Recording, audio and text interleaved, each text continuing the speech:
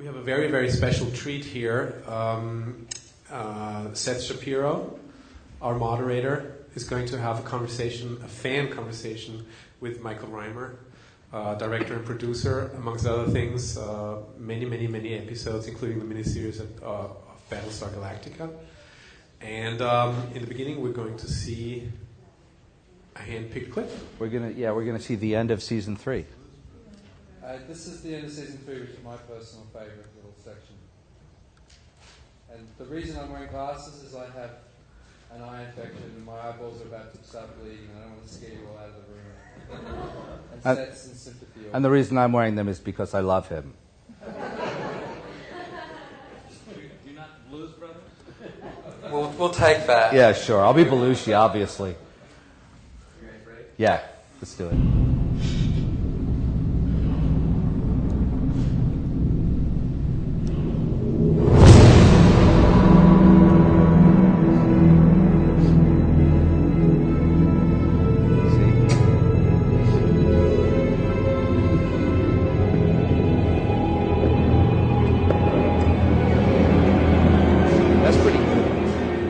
Pretty good stuff. Most people here are fans of the show? Yeah? Okay, good. So I think Thomas may have mentioned earlier, I'm not sure, but originally we were going to have a thing with Tim Krink tonight, who's a great guy. But Tim went back to the upfronts and Thomas called and said, who do you think would be good to talk to? And I thought about it for about 8 minutes, and I thought, who out of everybody I know would I drive across town in traffic to here, and I actually only thought about one person. And so I called, and he's gracious enough to come talk to us for a little bit. And so please welcome my friend Michael Rymer. So the theme, I guess, Thomas, of today was of the Content Summit was creatives in this sort of new era, this new frontier of digital media. Sort of probably have a mix of directors, actors, producers, digital folks. So let's talk a little bit about how you got to where you are now, the road, if you will. So you're born in Melbourne. I was born in Melbourne, grew up making Super 8 films. Remember Super 8? Went to USC Film School and came out of it discovering that the films that I loved the most were mostly about acting and writing. And so I went and studied acting for a couple of years and then started writing screenplays. And I think the 13th screenplay I wrote, was good enough to get it financed at that time with me attached as a director. And that got my directing career going, which was back in 95. And, I've been sort of, beating my head against the wall ever since, really. Well, you went to you're so modest, but you went to Sundance on that. And I went to Sundance and then got into a couple of... and won pretty much everything. Directing, writing, yeah? No, won nothing at Sundance because it was a foreign film and they had no venue for that at the time. That's not right. It's just not right. I got a bunch of awards in Australia for my first film, so I sort of got that out of my system. Got the awards inoculation. And what was it called? Angel Baby. And then, so at this point, you're at USC.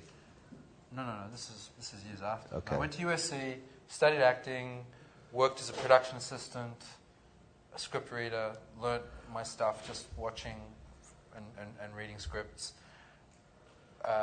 Finally wrote something. I started selling screenplays as a writer. Then finally wrote something good enough to attach myself as a director. Got the film set up as a sort of government financed film in Australia, made that, and ever since then have been directing. Haven't actually written and directed anything since then. I've made a couple of experimental features. When I studied acting, it was the Meisner technique, which is an improvised based Stanford Meisner work. So we somehow someone gave us the money to make a couple of features with no script. So got a bunch of actors together and did a couple of improvised features, which was enormously fun and gratifying, and I'm very happy with the results. But films aren't very frequently seen. So at this point, you're a writer and a director, yeah? Or yeah, I still write scripts. I just tend to write things that are sort of dark and complicated and not really in the zeitgeist right now. Interesting. So at that point, you're sort of your milieu. What you really tend to is just outside of the mainstream, and so this is like so. Take us from '95 to 2003. 95. Well, in highlights. came to LA, got into a couple of development deals with really, really interesting scripts, and I said to myself, geez, I can't believe the studio is going to make these films. It turned out they weren't. And so the first lesson I learned was that never underestimate people's willingness to waste your time. That they will take you through 6 months of nonsense and never had any intention of making the film. So that was the lesson. And friends warned me along the way and said, well, the script's very dark, very difficult. It's been around for a while. I didn't understand the politics of where a script had been and how much it had against it and all those sorts of things. And then I was offered a gangster movie by Miramax, which was largely a character piece. And my first film was about two schizophrenics who fall in love. And I thought, well, okay, well, I'll never get an opportunity like this again. And I went and made this sort of black, African American gangsters movie, which was one of the most fun things I ever did because it gave me access to a world. For me, filmmaking is about process. It's about having a life along the way, and these black African American actors and rappers didn't know me from. They thought I was Crocodile Dundee. So I think I had a lot of They gave me some slack that I might not have got if I was a white American. And I had a really good experience and made a film I'm quite proud of. And I think that, white audiences need subtitles to watch it, and black audiences seem to really respond to it. Yeah, I was the hip-hop producer for a long time, and I had the same thing. You're sort of an oddity, but it works out. So then you wind up on a miniseries?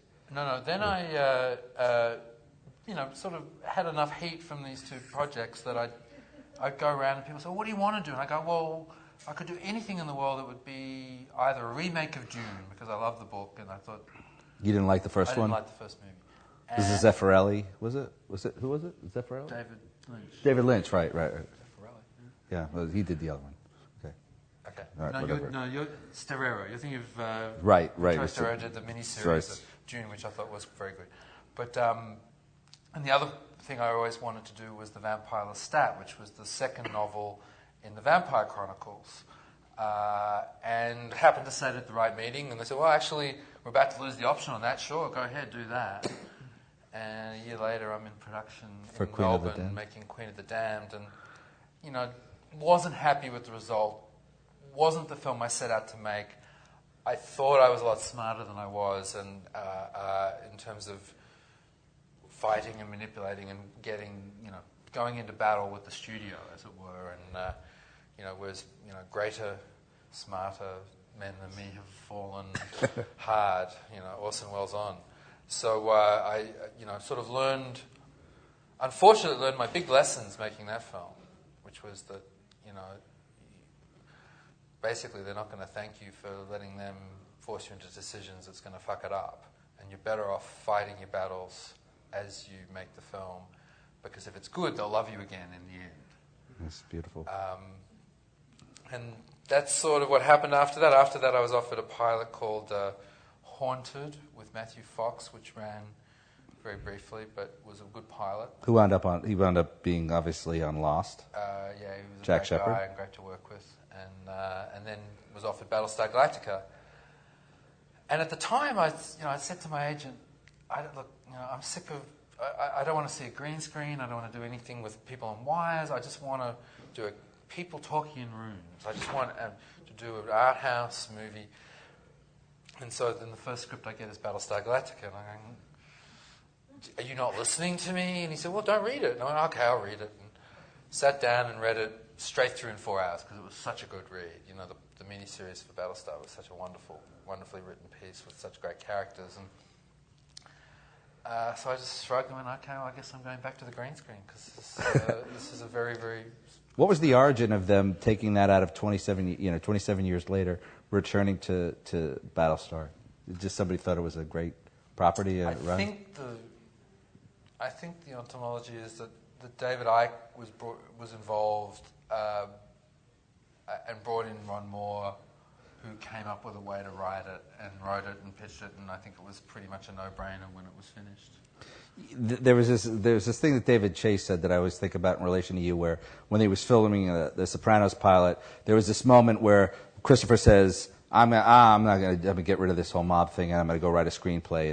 And Tony is supposed to say, forget about that nonsense. And in his process, Gandolfini went back to Chase and said, I don't think he would do that.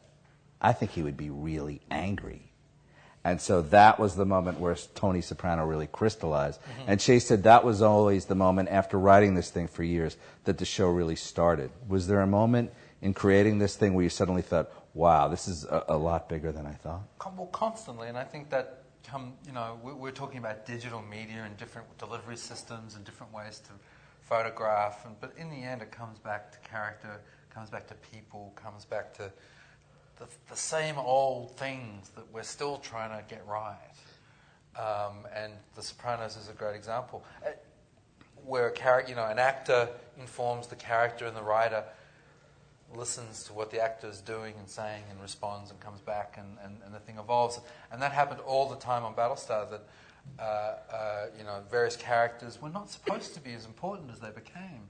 But the writers, Ron Moore and the writers, responded to them, and so this dialogue began, where they would watch a show and go, oh, and sort of riff off that. It's like a jazz piece, and then the actors would read that and go, well, we just did that, but we'll move it on. And this dialogue began where, I think one of the reasons the show was so creatively successful is there was a lot of listening going on. There was a lot of people observing and listening to what the actors were doing and how the show looked, how it felt. That the writers really sort of keyed off that and responded, and that's one of their great strengths. And you were one of the writers. I did one script. I didn't enjoy the experience of being a series writer. You're very low on the totem pole, and but I appreciated the opportunity, and I learned to see things a little more from the show, from the regular writer's point of view. So here's an idea of a continuum.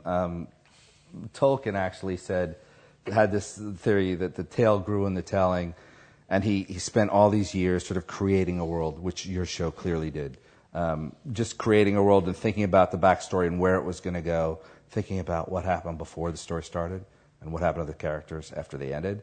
And sort of on the other hand, the obvious comparison in the case of Battlestar, Gene Roddenberry said, if we really wanted to think about where the show should be in terms of research, it would have taken 20 years to figure out. We had 2 months, so we just started, and we figured it out as we went along. How was it for you guys on that sort of? Well, essentially Battlestar Galactica is a space opera. And when we say space opera, we mean melodrama set on spaceships.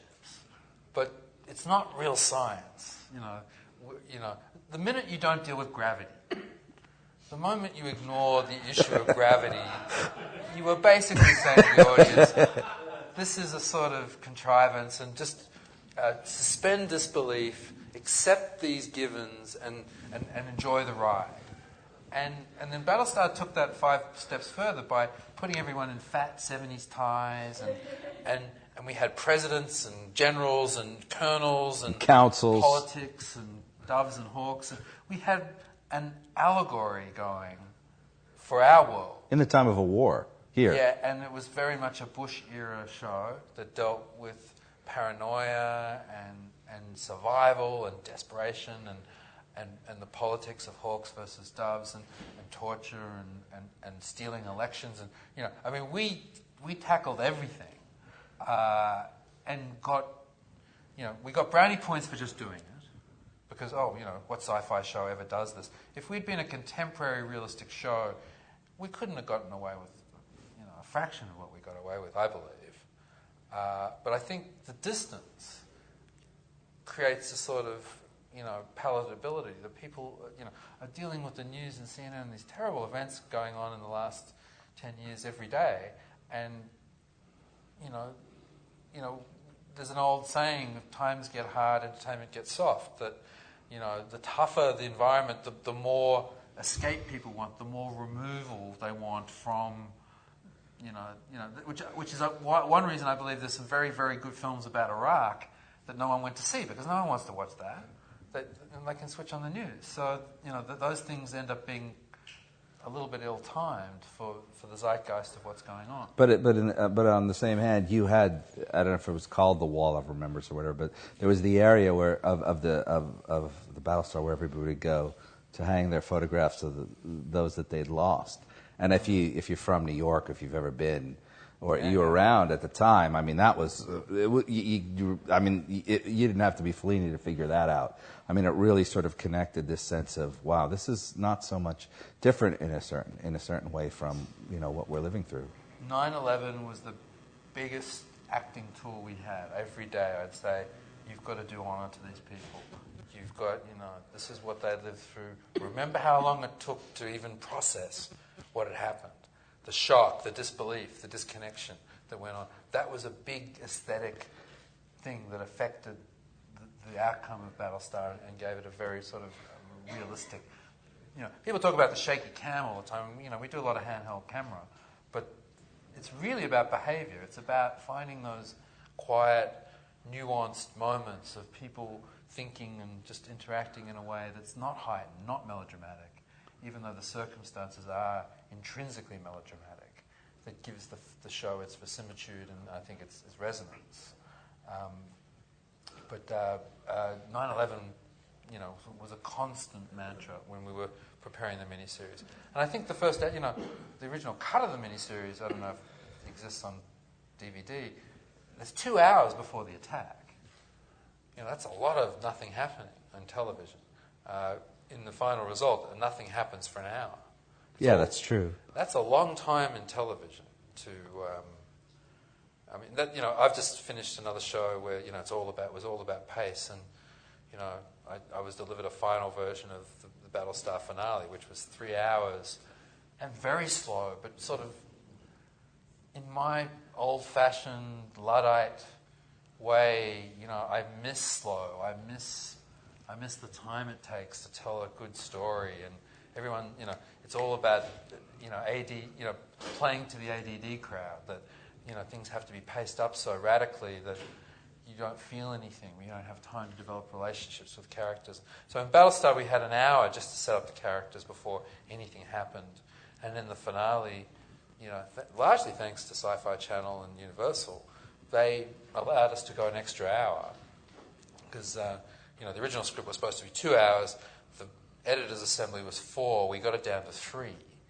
But it just took its time to tell the story, because emotions don't respond to sort of hyped up, sort of speedy rhythms. Yeah, I was talking to Thomas about this when the idea of doing this came up in the first place, and I said to him, and I utterly believe it, apart from, really liking you personally.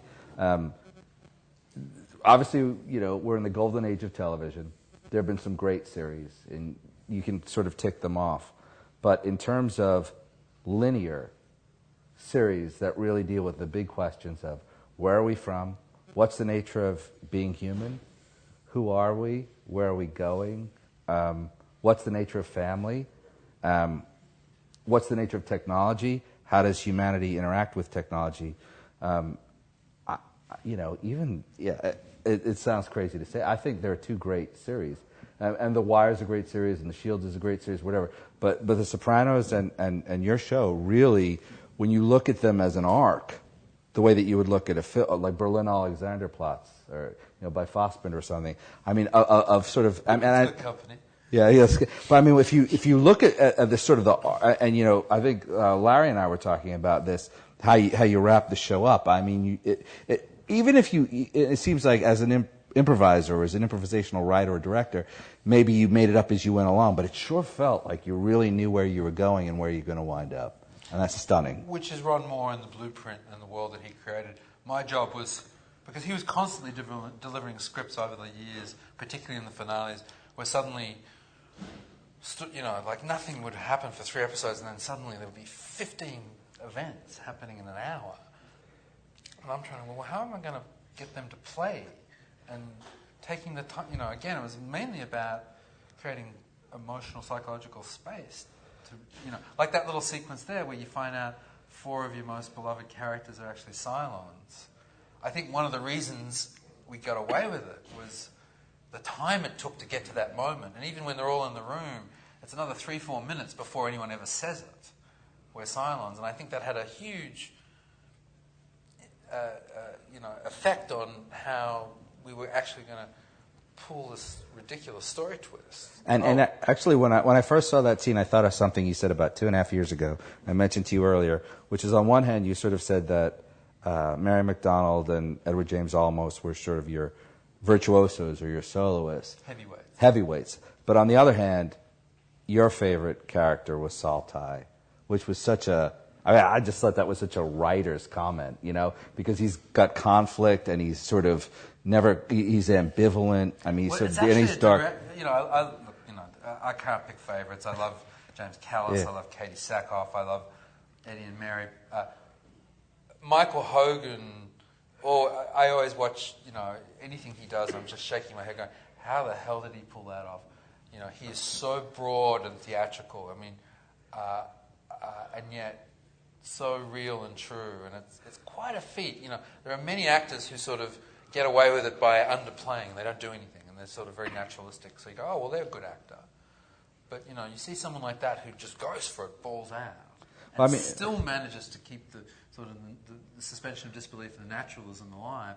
That's real talent. Most of you have seen the show, right? I mean, you're fans, right? So when the thing that sold that scene, it seemed, was when Hogan walks in and says, "Oh no!" Yeah, well, and he realizes the greatest moments in the history of the show are his non-verbal responses to them. When they took out his eye, I was shaking my head, going, "Oh great! Now we just have to give him a parrot and he'll be all the way." So Michael Hogan with a patch, God help us. It was going to be so broad, but he kept delivering these outrageously good performances that were big as anything you've ever seen. So what's the process you have a science fiction show on the Sci-Fi Channel, and you're dealing with those huge themes. And actually, I was thinking about the fact that when you did the miniseries, Six was actually not a particularly sympathetic character. She murders an infant, right? She just sort of kills a child, and by the end, we like her. I mean, what's the journey? How do you get from A to B? How do these huge themes sort of work their way into the tapestry of the show? Well, as a director, I always come back to actors. Like, you talk about Tricia Helfer, who was not a very experienced actor. She was mainly known as a model when she signed on to do the show. And I just always say how people underestimate her, because how hard is that to do, to play the sexy robot chick and bring so much dimension and emotion and sympathy and complexity to that, and still maintain I'm the sexy robot chick. It's quite a feat, and I'm a big fan of her talent, and look forward to, she'll do a couple of movies and people go, oh, okay, I get it now. She's not just that. She's actually an amazingly talented actress. So what's the process of sort of guiding the writers, or sort of picking the scripts, or tailoring the scripts as the director to sort of tease these themes out, develop the characters? Well, in television, it's very much a producer's medium. So I am not the auteur. I am not the tip of the pyramid. I think any artistic endeavor needs to come to a point where it's one person's vision. And I think if you look at television like David Chase and Aaron Sorkin and who does creators, who does Mad Men, Matthew Weiner, these which are to me extraordinary feats, that these shows are so consistent and strong, that it has to be one person's vision, and a director, by just the practicality of the situation, cannot direct every episode. It's just not physically possible. So it goes back to the writer-producer, and as it ultimately I believe it should be, because ultimately the primary creative act in filmmaking is the writing of it and the story, the conceiving of the story. And since the French came in the 60s, it became all about the auteur and the director. And certainly we've had many great visionary directors that I've learned from and admired. But, you know, the reason we're in this golden age of television is because it's where writing lives, it's where character lives, it's where dialogue lives. These things have been sort of deserted by the mainstream features, replaced by action and comic books and sequels, and you know, the independent world is very sort of moribund, and you know, TV is where that vitality exists. And the other great thing about television, which I just have to say, is moving from the big difference is it's the scope of the canvas. Canvas, yeah. You know, I grew up reading great novels, so I love a long yarn that goes on and takes days, if not weeks, to read. I used to love miniseries when I was growing up as a kid in the 70s and 80s. I love these long-form stories. And sometimes you watch a feature film now and they just seem so contrived because everything's compressed into that 3 or 4 act structure which comes from the theatre. And it's, we're all trying to figure out where we're all heading and how we're watching things and what the forms are going to be. It seems that people keep talking about shorter and shorter films as being a sort of viable medium. I actually prefer the longer form. I like the episodic. I like, Dickens was doing it, and he's going and reading every week, right? He was actually standing up and reading his own text as he read it, but paid by the word. In the newspaper, yeah. like we do. He was sort of churning them out, on a deadline. But somehow these little sequences, these little short stories that he would churn out would add up to these massive, complex novels. And he was also, out there working every day. Yeah. I mean, he was sort of, the craft of it. Yeah. So, that's always the thing I like about TV is it's a craft. You have to show up every week and do it and push the ball down the field, and it keeps going. And on a personal level, I have directed 25, 30 hours of drama in the last, 7 or 8 hours of drama. Even Steven Soderbergh doesn't get to direct that many hours of drama a year. Luckily I've been on a show where I've got to do enormously, varied things with very high quality, very good writing, very good actors. So, I could imagine getting stuck on one of these sort of procedural shows which would probably just, sort of beat you into the ground. And it's so different because each one of those episodes is self-contained. They're designed, you watch one and you never see it again, as opposed to having a creative arc that expands over a period of years. Yeah, it's an epic poem. Yeah, that's true. And actually, you mentioned that article where somebody actually, was it in The Guardian? Somebody compared your show to the Aeneid. And the Iliad. Yeah. Yeah. It's not so bad. I'll take that. No, I mean, it is. It's very heightened in that way. Our characters behave as childishly and selfishly and irrationally as any of the great Greek or Roman heroes or Shakespearean heroes. And we live vicariously through their bumbling and mistakes, and we get sucked into that, and that's, doesn't matter what happens with the digital world and the delivery systems and the way we film things. Story. It's always going to be about people and drama, and I think what we're missing a little bit is the big movies that we all grew up on, the Lawrence of Arabia's and these big epic stories that, I see a lot of my friends go to these movies and I go, why'd you guys see that? I go, oh, well, I just wanted to see a big movie.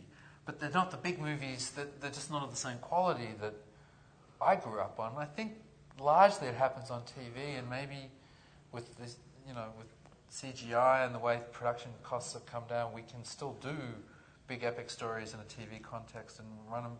But even the movies that Lord of the Rings, I mean, essentially that's 8 hours of drama. It's like a miniseries. Yeah, very much so. It barely stands alone. And in a certain sense, it's the closest thing to your experience as a creator, right? I mean, those people lived together. They all got tattoos of 9.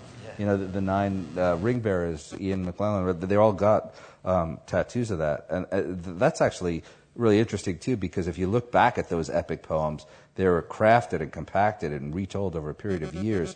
In a way, is it sort of like when you show up every week, how does Kara Thrace? That's the one question. If we were just having a beer tonight, I would just ask you, how does Kara Thrace become an angel? Like, what's the process for that? She didn't. I mean, you didn't start out with the arc of her becoming whatever she was in the last episode. I would rather not. Okay. All right. Shed too much light on the mysteries of that. Look, all I'll say is, I supported and applauded the decision to leave that open-ended and to say, here's a story, we're going to answer these questions, and then the answer to this question is, it's a mystery. And I know there's this weird, obsessive need for people to understand everything and be able to pin it down so to the point it's dead. I believe that, my favorite movies, I couldn't tell you what happened. Well, like life, right? Like you ever know. Life, and it's not about analyzing everything and having it all labeled and categorized.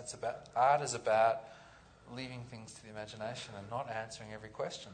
And a lot of people were very upset that they didn't get the answer they wanted on that particular issue. But on an emotional level, the show.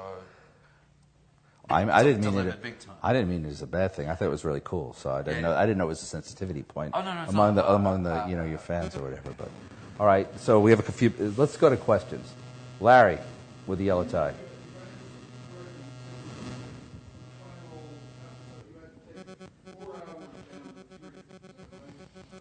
Yes.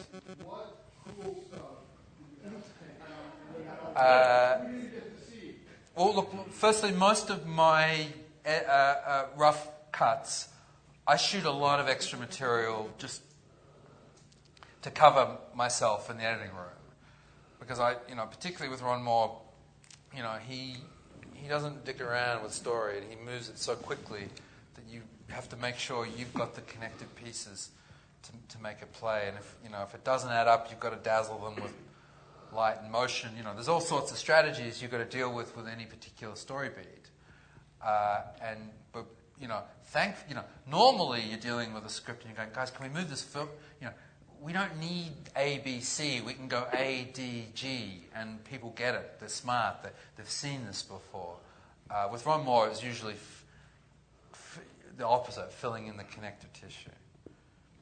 So there was nothing that you really wanted to get in? Well, it's funny. I was just in Mexico last week finishing this new show, and I was in the editing room, and I did the commentary for the season finale for Battlestar, and we had to do it remote.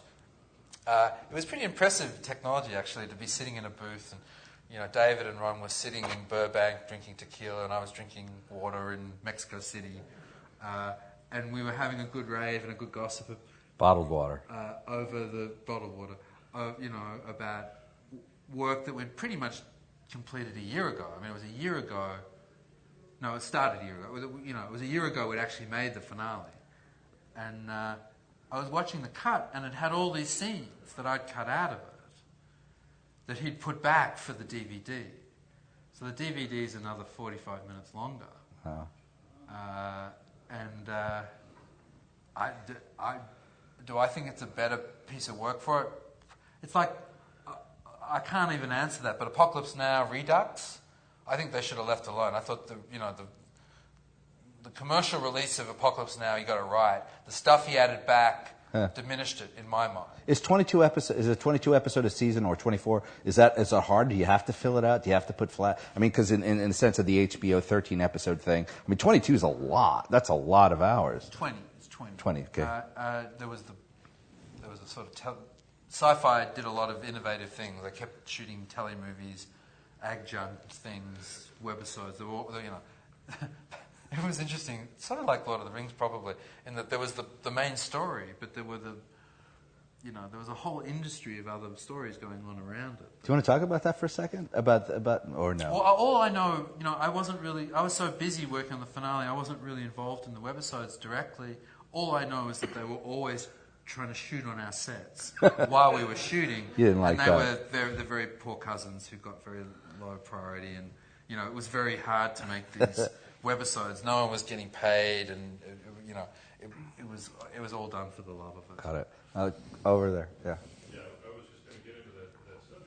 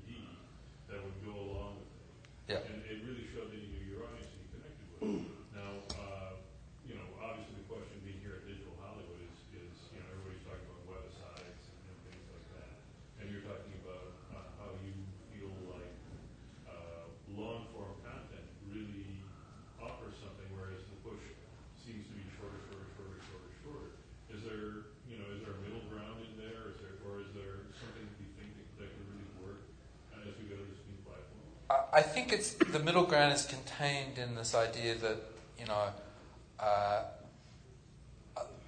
when I go to iTunes to download something as a fan, you know, I came into filmmaking because I love movies. I love movies a little less than I used to. Maybe I'm older, maybe I'm, you know, more jaded, but movies don't seem to be as good. So, but I am quite excited to download the latest series of 24. I know it's got faults and weaknesses, but I've had so much fun watching that show. That's interesting. So you've had 3 minutes of intense something that isn't standalone, is satisfying, and you know, you can watch 5 more hours of it that night if you want. Is that about craft? I'm sorry, but just quickly, is that about the craft of making the show as a TV guy, or is it about the dramatic elements of the show? That I like it, or that about 24? Because I thought, we almost by accident we were staying at a beach house and stuck in the first series. You know, got 8 at night and 3 in the morning. We're still watching 24 to see what happens because, this was before the Bourne Identity. When 24 came out, I hadn't seen anything that dealt with that sort of espionage action genre as brilliantly as that. 7 years later, you start to realize, well, 24 hours, that's a lot of shit happening to sustain, and they've had to reset it every 12 hours, and now it's every 6 hours, and you can see the seams come out, but still, as a fan, I'm still able to suspend disbelief and enjoy that show for what it does. I watch The Wire for other reasons. I think it's the most sophisticated storytelling arcs I've seen. Very satisfying and very well done. And Mad Men has sort of a high watermark in other areas. Yeah. There was that match. And can I just mention this, The West Wing? That doesn't get mentioned enough. I think as a piece, as a wonderful piece of writing over many years, just an extraordinary feat and wonderful actors, and just great. I love that show. That's interesting. Yeah. Kenny. You had mentioned that you were working on the final episode while the webisodes were over there, the Redhead Stepchildren. Yes. If you had a magic wand you waved, would you be interested in that? Because you see that happening a lot with this adjunct content and TV shows.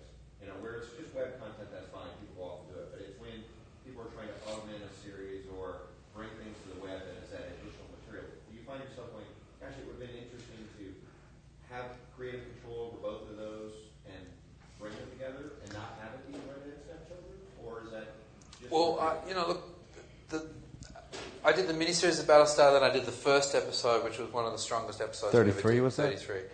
And then the next episode wasn't great. Water? Yeah. And I'm looking at it going to David and Ron, this isn't acceptable, we have to reshoot this. And they're looking at me going, this is TV, dude, what are you talking about? And I had to learn quite early that the standards one applies to an hour-and-a-half feature are different, that it is halfway towards a newspaper, and that not every episode is going to be as strong as another, and it's not like someone could go away like the David Chase Sopranos, right? Sopranos, yeah. He'd take 2-3 years off and write 10 episodes, arbitrary number, arbitrary length. He shows whatever he felt like it. That's a unique environment that doesn't exist in television in any other venue. Right. The fact you had the constraints of spot insertions, so you had the act structure of having commercials on a basic cable network as opposed to HBO. It could be 47 minutes or 59 minutes. Huge difference. So in terms of quality control, and you're not like J.R. Tolkien sitting in a study for 10, 20 years drawing maps of imaginary worlds. This is all happening live, and the positive is that you're dealing with live performances and responding to the actors. But it is like it's like a journal. It's like a newspaper. It is the best that you can do in the time frame that you have, and it's quick, and it's very quick, and I like working that way. I like to work on instinct and intuition, and to not overthink things, but to work out a perfectly formed, intricate world that all gels together. I think that's very hard to do, and I don't think Ron Moore had any interest in doing that. There are things in the webisodes that have no that do not gel at all with the universe of Battlestar Galactica. And I think he was happy to have those things not sync. Just from a creative point of view, the great thing about webisodes is we had an enormously talented cast and crew, and they were just it was an embarrassment of riches. So we had all these wonderful day players or people who had little tiny arcs that we got to put into, who got featured in the webisodes and got to strut their stuff, and so the excellence was actually given expression. They got a venue to continue doing the great work that they were doing. But you'd have a weak webisode script just as you'd have a weak regular episode in the run of 20. Yeah, but you know what, though? Given the fact that you were doing 20 this year, I mean, it's from. I mean, you probably can't appreciate it because you're in it, but I mean, it's remarkably. It sure feels like somebody knew what they were doing. You didn't have a lot of false notes. I mean, there were some episodes that were filler, but it really consistently drove towards some conclusion in a big tapestry. And how do you? So when a writer turns in a script, how do you craft that to fit, or do you? I mean, how much do you have to temper it to fit where you're going to go? Well, I've got to be careful here because I think writing is the most important thing. So important that it should not be left to the writers. Now the writers are not going to appreciate that. The actors would line up and go, well, this is bullshit. I wouldn't say this. Wow. I wouldn't do this. I've already played this scene 5 times. That's great. Blah, blah, blah. Multiply that by 12 every time a script came in. There was a lot, the writers, were not revered in this environment in any way. And I think that's very healthy. It's healthy for them because most of the time writers are fairly socially isolated people. They got a lot of interface with actors who had to say their stuff and act out their stuff and in a way. And cared. And it raised their game. Everyone's game was raised by were feathers ruffled? Were egos bruised? Absolutely, every week. And we had some fairly loud, obnoxious, unsubtle sort of people who would say whatever the hell. And often actors bitch and moan about everything. And then you'll play the scene and they'll go, oh, that was all right. So you've also got to take that into account that, the criticism, sometimes an actor doesn't want to play a scene because it makes their character unsympathetic, or they don't want to play a scene because it takes them to a very difficult, challenging place, and subconsciously they're trying to avoid going there. Wow. And my job is to nail them on that and say, no, you're going to go there because that's a great acting opportunity. So it was like Jamie. I was saying before, Jamie made this comment in about the last episode that it was hard to let Gaius go, and that he kind of came to you and you gave him a pep talk. I mean, how much are you involved? James Callis. Yeah. Well, I have always found for some reason that whatever's happening in the story in front of the camera tends to bleed over behind the lens to the crew, to the cast, and over 4 or 5 years, it was spooky and quite dramatic how often you go, oh my God, this person is going through exactly what that character's going through. One of the most dramatic examples was the mid-season finale of 4, where they arrive at a planet and it's been decimated. Yeah. And we did this very cool 4-minute shot of just sort of bleak, very Bergman-esque shot of just leaving these characters. Radiation the planet's been a 4 wasteland. years trying to get to this place, and here it is, and it's just a joke. It's devastation. It was a pretty dramatic move. Luckily, you by having 10 more episodes, you're signaling to the audience, don't worry, that's it's not just a bad joke. We're forcing on you. There's another 10 shows to resolve this. But at the time that we were shooting that scene, it was exactly during the writer's strike, and we were half convinced that if the writer's strike happened, that we wouldn't actually get to finish the last 10 shows. That the show would be over, that the network actually had an out. They had a way to finish the show and not have to shoot the last 10. If the writer's strike had gone on for 6 months, they didn't want to, the likelihood of them holding the stages and the sets and holding the crew was very. Wow, that's creepy. That's like the end of Brazil. Remember that with Terry Gilliam? The original, the studio recut the movie to end with the nice scene where he's with the girl and they just sort of float out, as opposed to Michael Palin torturing him. Sorry. Well, and we were out on this beach location, this desolate beach location, and the crew had been called, the actors had been called like 5-6 hours too early. And they all thought it was maybe the last day we were ever shooting, so they all got drunk. They were all in their trailers drinking scotch and having a bit of a party, and there was a lot of crying and hugging going on. Like, well, this could have been the end, and it's sort of what the characters were going through. And then, the strike was resolved, the show continued, and on they went. But there were many parallels. There's a lot of parallels between Katie Sackhoff and Starbuck. There's a lot of parallels between James Callis and Volta.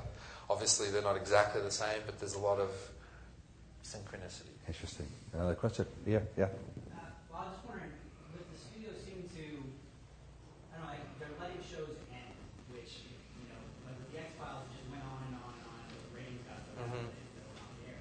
But with Battlestar and Lost, it seems like they're letting the creative people involved set an end point. I was wondering what you think about that, if that's a trend that there's more of, or what you're thinking about. Well, the specific with Battlestar was I think Ron and David approached Sci-Fi and said, we want you to guarantee us a 4th and 5th season, because if you don't guarantee us a 5th season, we will not accept you cancelling the show if we haven't resolved it after 4. Sci-Fi, they played some sort of, what's the word, blinking game, Chicken. They played chicken and called Ron on it, and Ron said, okay, season 4 is going to be it. I personally think that was enough. That we were floundering enough that if it had gone on another year, I think the quality might well have diminished. I certainly would walk onto sets and there were no places left to put the camera that I had not put them 5 other times. I had sort of shot those sets out. Wow. I had, many of the actors had sort of played out their arcs, couldn't imagine going on for another whole year in any way that, who knows? Maybe their writers would have come up with a whole bunch of new stuff. But we were very happy to end it when we ended it. And we would, we'd all had enough. We'd done it. And we were just really lucky that, we got those last scripts and they were so strong, because I'd seen so many shows peter out. And I know Ron Moore had been a fan of the end of Sopranos, and I was very disappointed with Sopranos. I was like, please don't do that, It's so Italian, this though. cool non-ending. Well, different circumstance. These people's lives went on in The Sopranos, so there was an argument to do it that way. Yeah. In Battlestar, I didn't mean Italian like New Jersey. I meant Italian like Fellini? Yeah. Well, yeah, or Visconti or Antonioni. It was just sort of, okay, well, we're done. Okay, draw your own conclusions. Oh, I'm sorry. Whereas I thought The West Wing had a profoundly good ending, and the Wire, the last season, was the best season. Certain shows had ended on great highs, and I think, we aspire to be as good as those shows, and I think we ended on a very high note. James. A couple of things. First, I truly enjoyed the show as a television show. I can watch it on a variety of mediums, download, laptops, whatever else. When I did miss it, I DVR because I wanted to enjoy it truly as a television experience. It was phenomenal in providing, great television. I think that music was a tremendous component, particularly towards the end. The particular arc where you introduced this Dylan song with Jimi Hendrix singing. Watchtower, yeah. Watchtower, phenomenal. Cast. Loved each and every cast. Person that was cast in the roles they were playing. I did myself feel there was a false note. The person, I don't know the character name, the character who played Dee, how she died. I'm like, what the crap? Because it just didn't seem in what her character was and the things, the little background was there. It was like, you're going to kill the character off many different ways to do it. That one didn't fit for me. Mm-hmm. But overall, again, I have to go back and say it was just phenomenal television, because as a person who's been creating multimedia for over 10 years in a variety of different platforms. It was one of the shows that I consciously made sure that I watched it in its intended medium. I didn't pay attention to the webisodes that were probably actually I watched it too. But it was, a television show that was excellent television, and not knowing, really the relationship that sci-fi provided, but, that block, the sci-fi block, you guys, it was just, again, I just really applaud. What's is the question? Oh, this is comments. I'm just giving compliments. Okay. Okay. Well, you may, I don't know what you said and all that. Thank you very much, by the way. Something struck me in what you were saying about how, but maybe this is a non sequitur, but no, go ahead. It reminded me, watching the clip, and I have my glasses on and I'm watching an angle, and it looked really dark to me. And it reminded me of trying to watch one of my own episodes when I was in Australia in a bright room and I couldn't see it. And we sit around and gripe a lot about, well, we're not making. I'll be damned if I'm shooting a show to play on an iPhone. I am of the generation that grew up in the movie theaters. I go much less regularly than I used to, but I still like to see it big, and I like movies that aren't all cut up into little tight close-ups. I like big scenes and ways of shooting things that give me space, but those things aren't going to play. If the future is kids watching stuff on iPhones and little delivery systems like this, the way I shoot is going to change. And, I don't think, but I think the essentials like story, character, story twists, arcs, those, the basic building blocks of storytelling aren't going to change at all. But, maybe the way we, if we are going to watch them in that sort of size, I think, Maybe you can get three together and do like the cinema scope.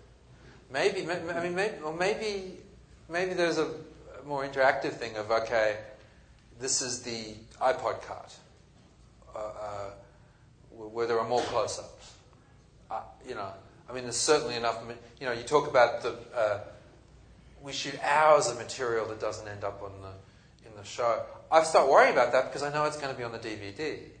Every damn stupid little scene we shot that worked or didn't work is going to be on the DVD, and that becomes a marketing tool for selling DVDs. I creatively don't think it's of any great benefit. Although I'm sure if I was a teenager and I was a fan of the show, I'd be eating up every little gory detail of, oh wow, did you see that scene? That informs that little relationship. And I'd be fleshing out the world as the fans of the show do. They put so much energy into filling out the world that we only really sort of show glimpses of. That it's a very exciting and gratifying sort of dialectic that goes on. It comes back and forward, and I think our writers and actors and a lot of the directors spend a lot of time reading the reviews and the feedback, and that's a hairy process. There's a lot of angry people Comments? who have, because there's no social. You're not looking anyone in the eye. You don't have to deal with the consequences of the mean things you say. People say very cruel, mean things on the internet without thinking. And but I think even and actors are very sensitive people. The first couple of years they were reading terrible things that people were saying about them. Wow. And just really affected by it. Well, you've got to stop reading that stuff. That's really. You know what? I'll tell you what. There's not a ton of people here, but this is by far, I bet you, the most interesting in terms of talking about digital media and television. This is the best thing that happened at this show, no doubt. And I bet you that thing will be a record of that. Let's do one more last question. Stuart. So did all the fan feedback influence the writing much at all? Great question. The celebrity status of someone like Ron Moore. Probably the most interesting example is Bear McCready, who did the soundtrack. You were referring to the music. Bear did an amazing job over the years. Because composing is the worst part of it in that you're dealing with people who are, you're serving something else and you're getting instructions from a bunch of producers and directors who have no idea how to communicate about music at all. And you basically, usually we've put in a temp track and make it more dramatic. Make it more angry. Film composer, for somebody to give those kind of props. Yeah. Look, and I'm very good at temp tracks. I have a great soundtrack collection, and I know how to use music very well. And so the producers fall in love with the temp track, and then this poor composer is left trying to imitate this thing, and he doesn't have the resources or the time.